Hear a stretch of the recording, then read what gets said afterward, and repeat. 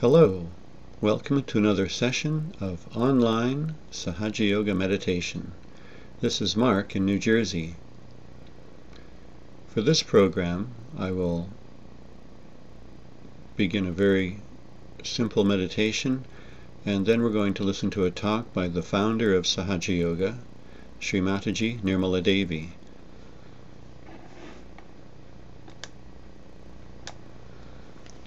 Sahaja Yoga meditation can be used in a very practical way to reduce the stress in our lives, to establish a sense of peace inside ourselves. But there's a subtler, more spiritual aspect to Sahaja Yoga as well. And this basically is the question, who am I? Why am I here? What is the purpose of my life? What would be the point in improving myself, in removing negative energy from my subtle system?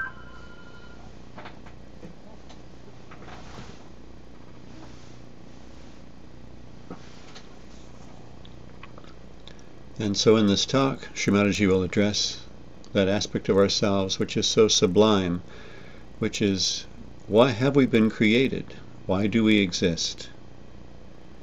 And so when we listen to her talk, we can be in a state of meditation, very receptive. All our questioning and doubting, all our thinking, we just put it to one side and allow the vibrations that come through her voice to be absorbed into our subtle system and get the full benefit of her talk, not only the content, but just the vibrations that come from her voice. So let's begin by raising our own energy, our own kundalini.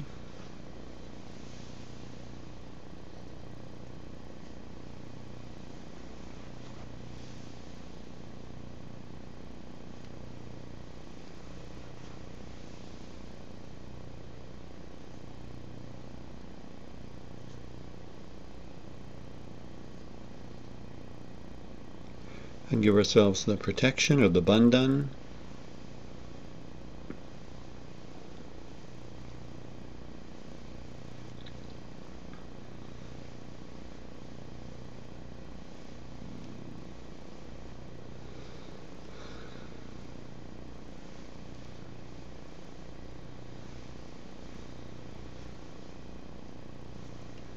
Now we place our hands open with the palms up on our lap. We can look at some pleasant image if there's something in the vicinity to look at, like flowers or nature, or a photograph of Shri Mataji. Or we can close our eyes and allow our attention to go inside.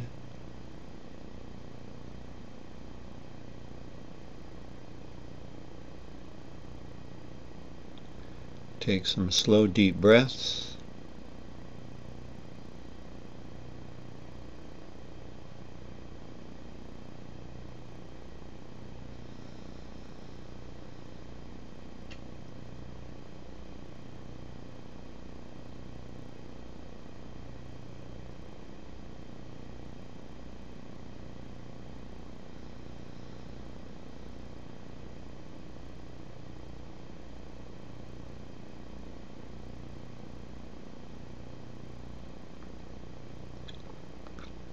Now we'll start the talk by Shri Mataji. The talk is longer than 30 minutes, so what I will do is fade out the talk after some time so that we adhere to our 30-minute broadcast schedule. This is a talk given in Brighton, England, many years ago.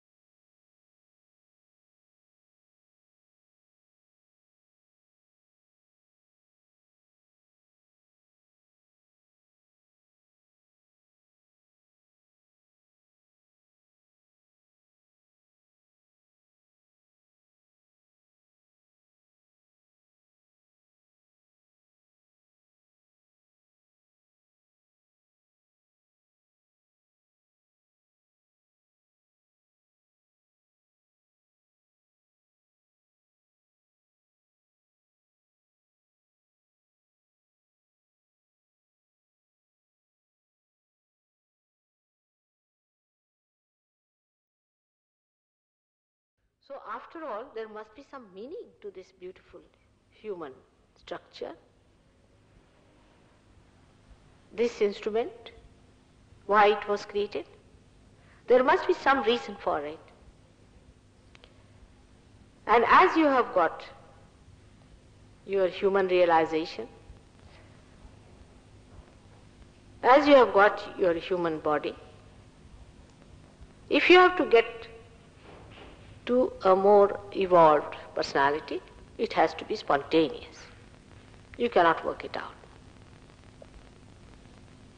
Should be a simple logic.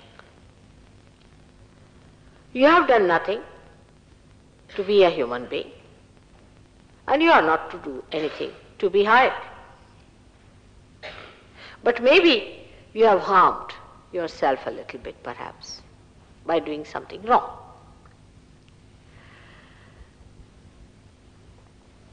And whatever wrong you have done to yourself also can be corrected if the seed has to germinate. You are made like that. God has made you specially for this purpose. He has made you from an amoeba, from a carbon atom. Whether you believe in him or not doesn't matter. But if you see yourself, whosoever achieved this human body and human mind must have been a fantastic artist.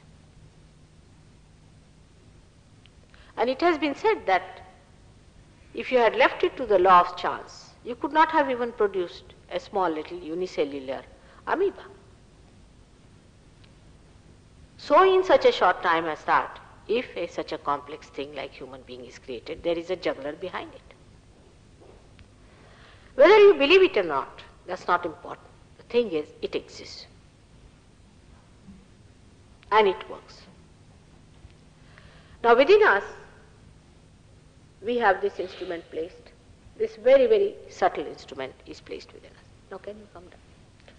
Now I will tell you about the Kundalini, how it works and what are the different chakras are.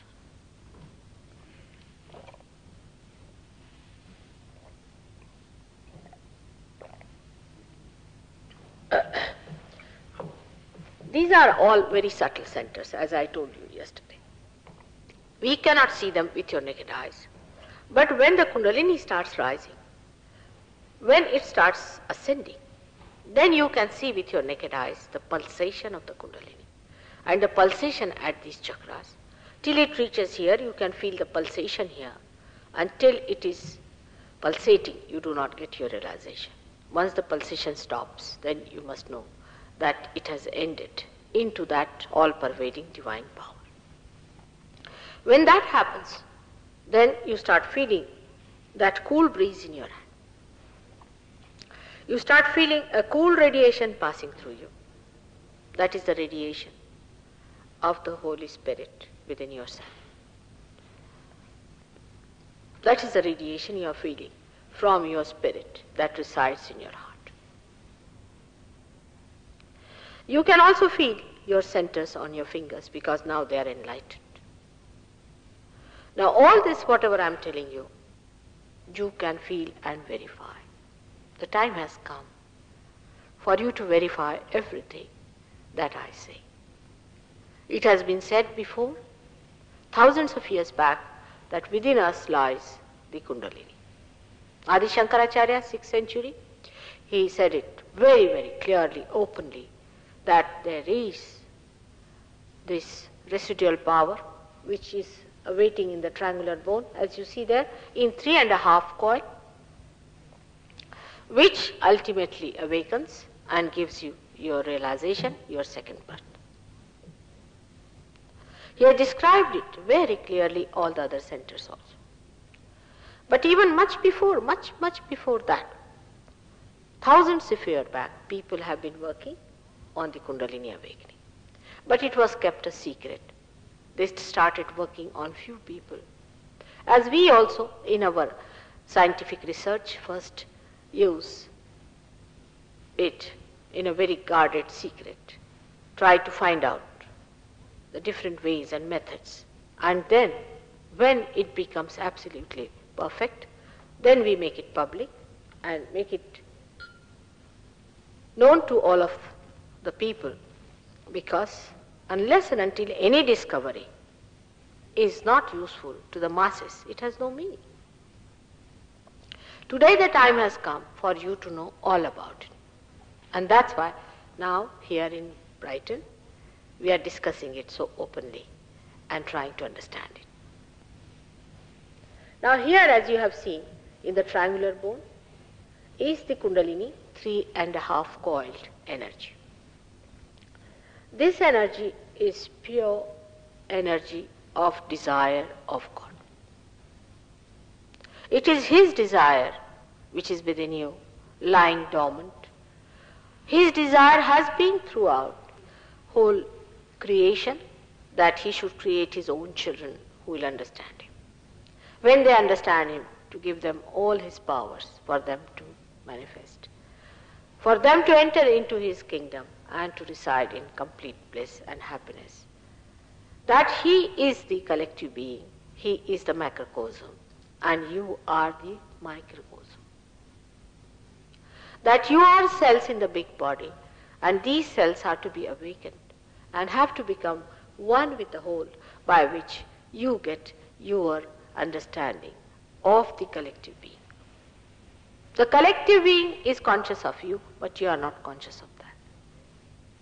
And that's how the whole device was made within you, how you are going to get it and how you are going to achieve it. You can see there are 3 lines which are placed parallel to each other. The first blue line depicts the power to desire, is the emotional side it looks after. This is manifested outside as left sympathetic nervous system. Now the doctors do not know that left and right sympathetic nervous system are there for doing 2 different types of work. So the left side is the power by which you desire, is the energy by which you get yourself conditioned, by which you live in the past. This channel is called in the Sanskrit language as Ida Nadi. The right side channel, which you see the yellow colored channel, is the power by which you create, by which you can go to future. You think of the future. This is the one by which you plan for the future. This is the one with which you do your physical, which you want to do for future also. All sorts of future planning for your physical, mental, and your financial or any such lives is done through this energy of yours, which is on the right hand side, which is called, this channel is called as the Pingala channel. Now, the colors are, the left side is the deep blue color, as you see there, actually amounting to black, and the one which is on the right hand side is the yellow color.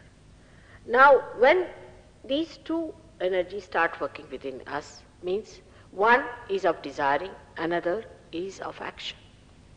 First we desire something, and then we go into action.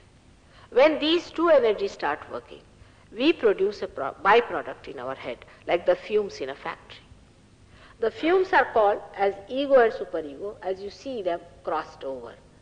When you use the blue side, which is the desire or Ichha Shakti as they call it, then you develop a superego.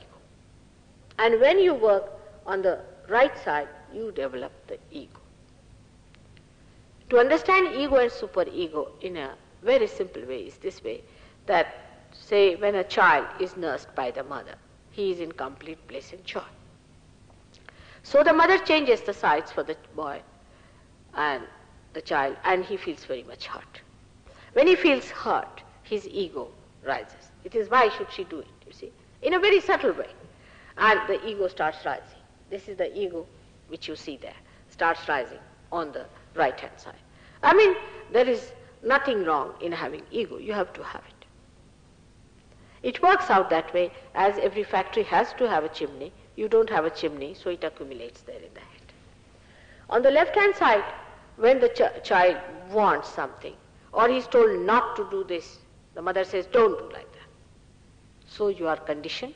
By that conditioning, your superego is developed.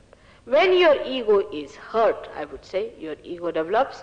When your desire is hurt, then your superego develops. Gradually we start identifying ourselves with our ego or superego, depending on what sort of a personality you are.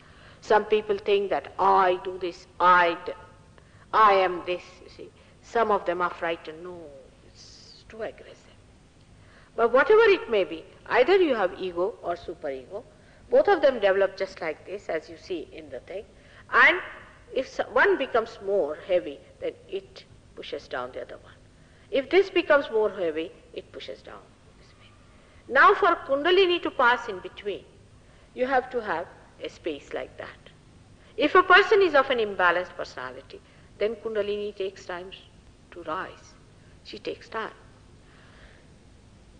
Now you can see the center below the Kundalini, which is a very, very important center we must know, about which I have to tell you. In short, this is the center which is lying below the Kundalini. It's not above.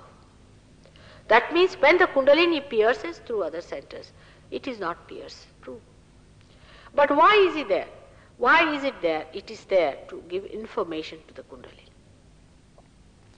It is the instrument which receives all the information as to what you are doing, what are you up to, what are your desires, what you are doing, what sort of people you are meeting, where you are going, what mistakes you are committing, what good things you are committing.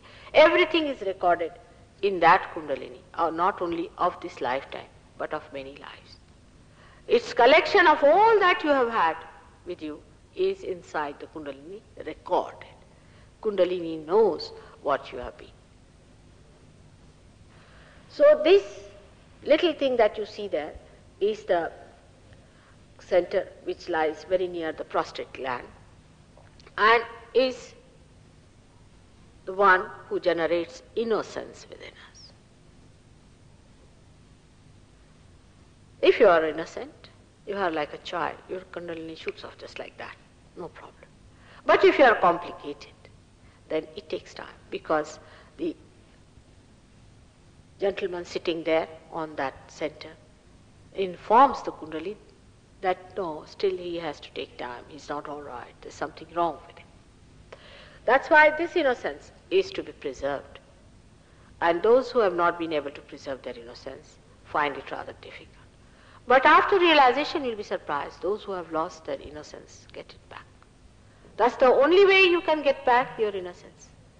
It's most surprising that after realization, you get the same innocence that you had before. And you start enjoying that innocence within yourself. So this is the center of innocence within us. Now we have innocence, but who can tell, which doctor can say, or psychologist can say, where is this innocence that is coming to us? It exists in that part. Now we'll take the third center, which is very important within us, is called as the Nabhi Chakra, which is the navel point, about the navel point. You cannot definitely say where anybody's chakras lie, because that's not a definite thing. It's an energy which moves up and down a little bit, but about at the back of the navel point. And it manifests outside what we call the solar plexus in the gross. This center, the center that is in the Nabhi, is the navel, is responsible for all our seeking. We started when we were just amoebas, you can call. That time our seeking was only for food. Then it grew up within us as we grew up. At human level, we have seeking for, say, for food, of course, we have got seeking money, we have got seeking for power, political or any way, and also we have got seeking for God. This starts manifesting in a human being alone. This seeking of God starts when a person starts realizing or seeing that there must be something beyond. There must be something which is fulfilling, something that is really satisfying. And he starts finding that absolute point from where there is no need to return, where there is no disgust, where there is no what you call a frustration, disappointment. And such a point resides within us in our heart as the spirit. We call it Atma in Sanskrit language. This spirit in the heart is the witness, which witnesses us, which looks after us. But we are not conscious of it. That means the spirit is not flowing is not radiating in our central nervous system. That we are not conscious of it. We know there is someone, we know someone inside is there. We are aware of it in a way. But it is not flowing through our conscious mind, through our central nervous system. And this is what is the seeking for. We are seeking our spirit. As I have told you yesterday, that you need not take me for granted. You should treat it as a hypothesis and sit here with an open mind as a scientist would. Listen to something that is new. Now, the center point, which we call as Nabi, is connected to another point down below, which you see there, is the center of creativity. This is the center that creates. And this has got 6 subplexuses, which are manifested outside, and the plexus which is gross is called as aortic plexus, and it also has got 6 subplexuses. In the spiritual language, we do not say that these are subplexuses, but we say these are the 6 petals of the lotus of Swadhisthana chakra. This works out the right side creative power, as you can see it, that through it is connected to the brain. Now the center one is the one which is very important, which gives you the idea that there is a gap between you and the Absolute. And that gap is shown here as that green colored void, all that. Above that is the channel which is responsible for what we have achieved so far, up to the human level. Whatever has come into our conscious mind, up to the human level, is expressed by that channel which is broken. And that gap we have to cover. Once we cover that gap, we have finished with our evolution, and we are there where we have to be. We have found out our use, we have found out our meaning, we become that. This higher one, the one which is within us, is manifested and is called as parasympathetic nervous system in the medical terminology. And also the broken these parts, though these centers are there, and that is also a part of the parasympathetic. So we have these 3 energies shown here. The one which is for our desire, the another for our action, and the central one for our evolution. That means in our awareness we have reached a certain point. For example, there is a big difference between animals and human beings in their awareness. We sometimes condemn ourselves very much and think animals are better than us because they are not that much messed up, maybe. Or they may not be in such a problems as we are, because we are free, we can think, we can understand, we are much more sensitive than they are. But if you ask any animal, how does he feel about the smell of a part? He's moving in the dirtiest lane, he doesn't feel disturbed at all. But we are. He's not bothered about what kind of colors and forms you have. He can live with any color combination, with any kind of horrid aesthetic mistakes people must have made in that stable of his. He can live in there very happily. As long as he gets his food, he's perfectly all right. So our evolution has brought us to a point where we have become much subtler, much more sensitive and understanding.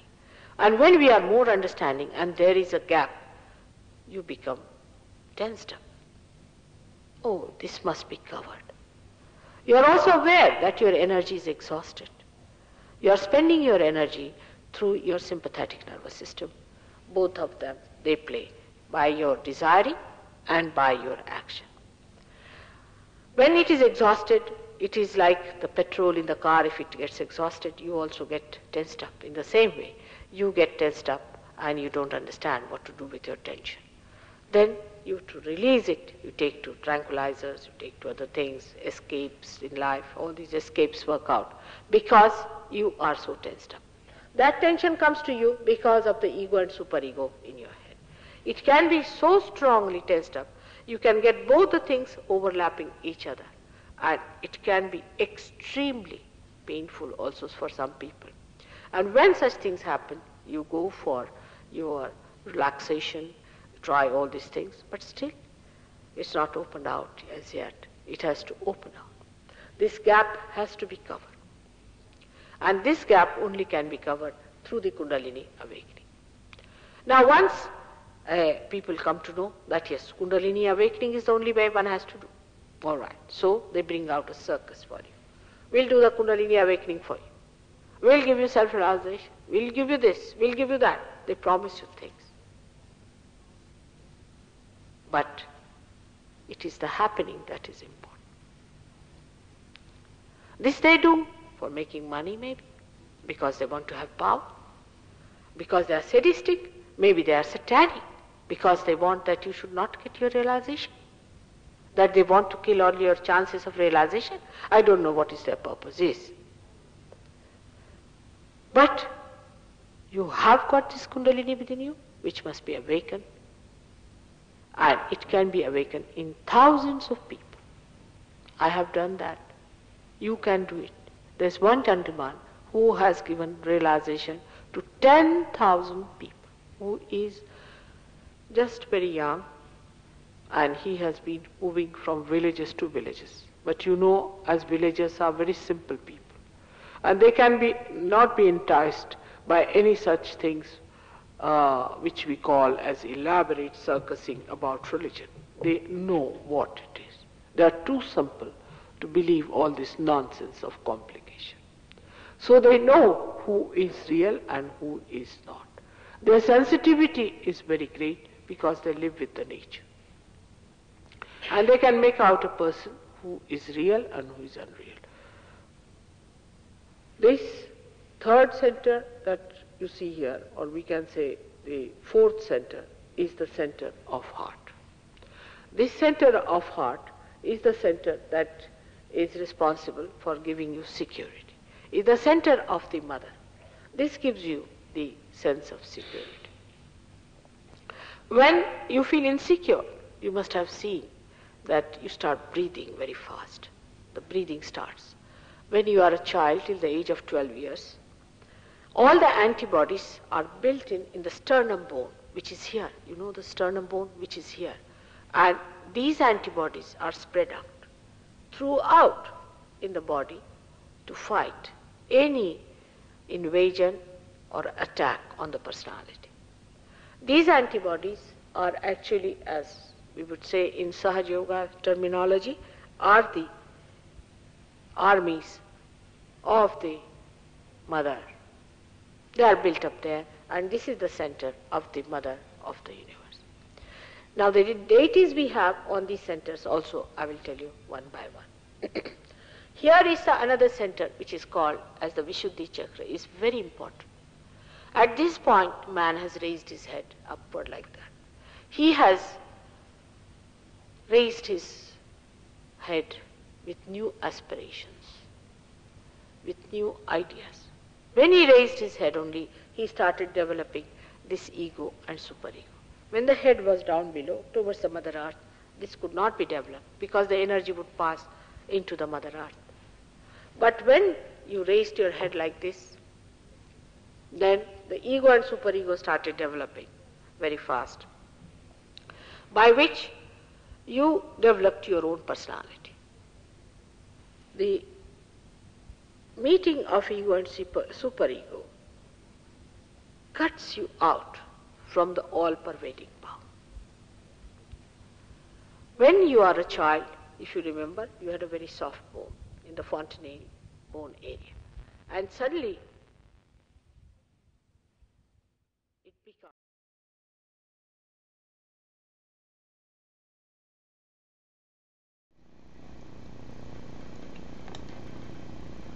Okay, it's not a good thing to interrupt Shri Mataji when she's talking, but we're going to finish up now by raising our energy and giving ourselves the protection, raising our kundalini and giving a bandhan.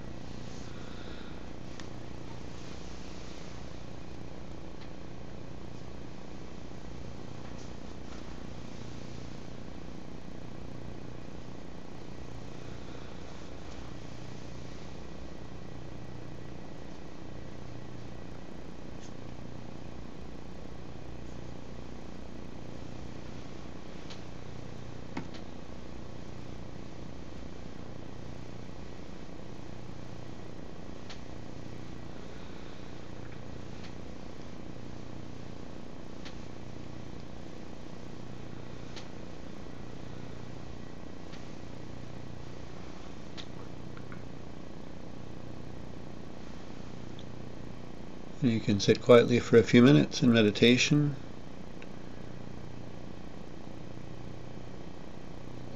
And I hope you join us for another live online meditation, which are usually Monday through Friday.